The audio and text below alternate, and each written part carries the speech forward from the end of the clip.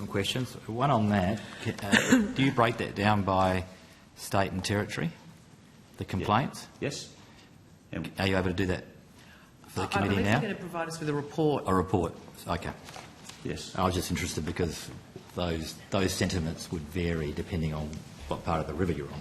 They do. I'd imagine. Yeah. And we have that information. Yes. Yeah. Okay. Can I just take you to another topic of staffing? I touched upon a question on the adequacy of your staffing. I know we're in a period of change and potential change, and I am aware of your comments in your submission to the review of the Murray-Darling compliance, but do you have anything to say to the committee at this point in time about the adequacy of your staffing, your views on when the new Act comes in, maybe potential changes of staffing? I know the ACCC are taking on some compliance, so I appreciate it's probably a bit of an unfair question, but are you happy at the moment, and what's your view going forward? Yes. Thank you for the question. It's a really good question, and I'll ask my deputy for capability to help with some actual figures of staffing numbers currently as well. But we've got some challenges coming up in relation to staffing. We are going to have a need to conduct one of our functions that we currently aren't staffed or resourced for, and we have an ask with the government in relation to that currently. So for the work we're doing at the moment, we have enough people.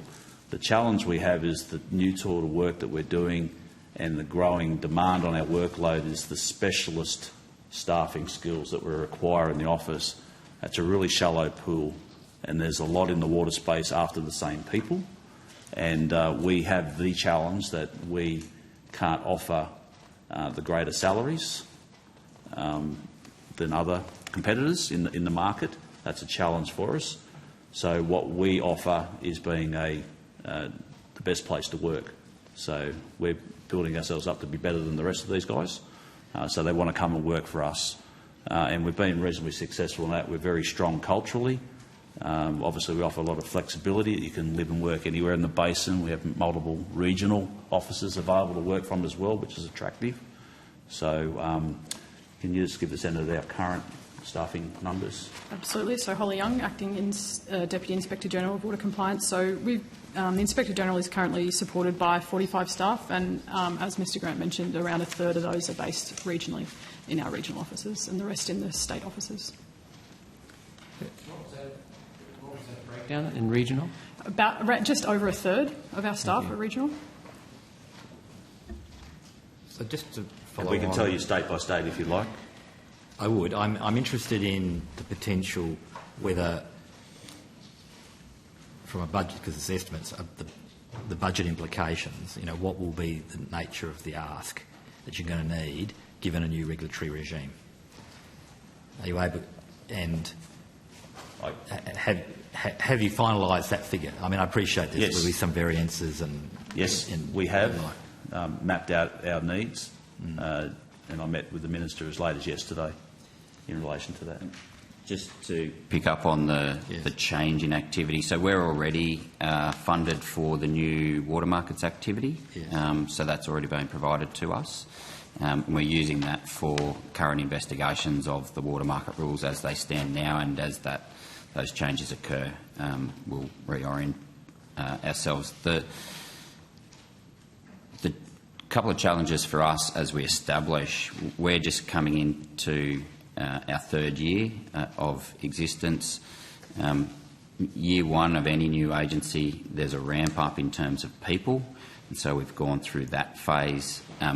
Inevitably, you have a budget and you're struggling to get the people to utilise that budget fully to have the impact you need to. We're at the point now at the end of 2 years where we're fully utilising our budget, and we have pressures and trade-offs and prioritisation that we have to do. There's also a shift in our business. A lot of the early work was about regulation, investigations and audits, and the things that you would expect a regulator to do. We've also got quite a substantial piece of work to do as an oversight agency, and that's a different skill set, and that's where we're looking to build and recruit specific skill sets to to undertake what is, in effect, a very brand new activity. I think there's 7 Inspector Generals in the Commonwealth. We're the only Inspector General that's both a regulator and an oversight body. All the others are just oversight. So what's the anticipated increase in the budget post-regulatory change? We've changed the regulation, but... I think, Senator McLaughlin, you'd understand that the budget process proceeds in the ordinary way, and that those matters are cabinet in conference until such time as the budget processes are concluded. So you've made your ask. Anyway, we'll have to wait to my next estimates to prosecute that whether you're adequately funded. Thank you, Minister. I have made it abundantly clear to the Minister yesterday, who was very receptive of how critical my ask is. Yeah. I was coming from that angle of making sure you're adequately funded given the changes that have come in place. Can I just take you to investigations? I appreciate you gave a figure in your opening, and I'm interested in the closure. How many have been closed? I mean, that's just one figure that currently on the books. And we had a conversation last time that I think you had 21 open. So I'm interested in how many new, how many closed, your turnover. Yeah, we've got all those figures here. Yes. Deputy Blacker leads that team, so I'll let you answer if you'd like. Thank you. Thank you, Senator. So we've had 88 investigations since our inception. We've currently got 12 open investigations. They're at varying stages. Some of those potentially coming closer to an enforcement decision rather than the beginning of an investigation. Yes. The open 12, 10 of those relate to Basin Plan water trading rules and 2 of those relate to environmental water. We have another category which we don't capture in our statistics, which is when somebody brings an allegation to us and we determine that that's best dealt with by a state regulator through their jurisdiction as the first port of call, and we refer that. So those aren't in our statistics, but to give you an example, at the moment we've got 6 allegations in relation to Queensland that relate to storages, other water supply works, a take of water including overland flow, harvesting, and those are matters we refer to the Queensland Department for their action. We then work cooperatively with them under a memorandum of understanding about how that works. They take the lead on the investigation and we follow that, monitor that through to a conclusion and an outcome, and then they provide us with all of the details of their outcome in that space. So that's another category of activity that's not always seen through our statistics. So what's the average time of an investigation? I appreciate how long a piece of string is, so I'm not coming from that perspective, but what's your opening and closing average? I'd take that one on notice. I don't have those details in front of me, but happy to supply those on notice. Out of interest of what you hope to achieve with investigations that receipt and commencement and... Not specifically, because they're all different. Yeah. They're all different in complexity, they're all different in type, and a lot of the time we're relying on information that's provided to us, so there's sometimes a lag in information to us and or other circumstances outside of our control. But the staff and the Deputy are very clear about my expectations that we move briskly and fast as we can.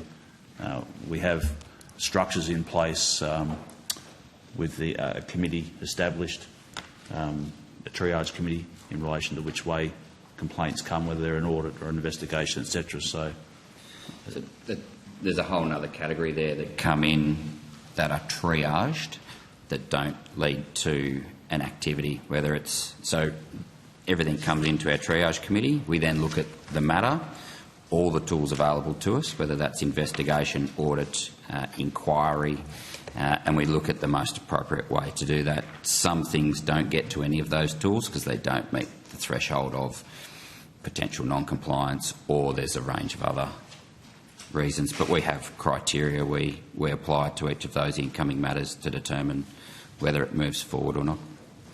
You break it down by state and territory? The investigation numbers? Investigations? We do. Investigations. I don't have the summary of that in front of me, I don't think. I'll check, but happy to supply that on notice as well. I'd like to know the category of matter. Yes. And where it's coming from. Look, very happy to give that to you. Yep.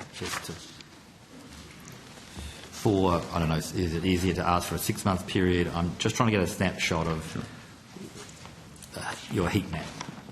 Sure. Yep. Very happy. If that term is appropriate about where the problems are coming from your regulation perspective. You cut me off when you're ready, Chair. We also heat map what I was referring to the earlier question about where the sentiment's coming from as well. Yeah. And that's valley by valley down to that granular level.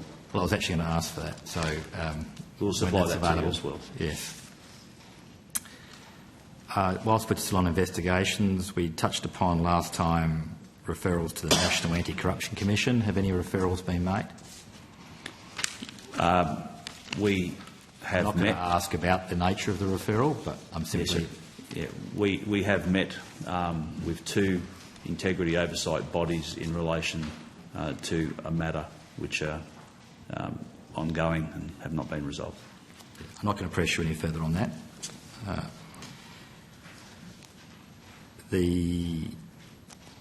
You've touched upon the ACCC, which I was going to ask. Have you had any interactions with the South Australian River Commission? No. Commissioner? Have you sought any engagement from him, from your perspective? No.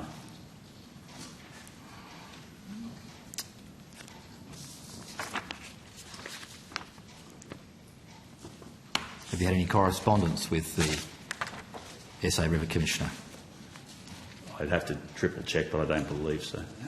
I'm happy to say no, we have not. The potentially minor exception to that answer is we're aware that the South Australian Government released an updated response to their Royal Commission recommendations recently, and that had a number of references to the Inspector-General included in that published document. Yeah, so that was the reason for my questioning whether... So we may have a different answer when we next come together, given that release. For the moment, I don't have any questions. I'll hand back the call, Chair.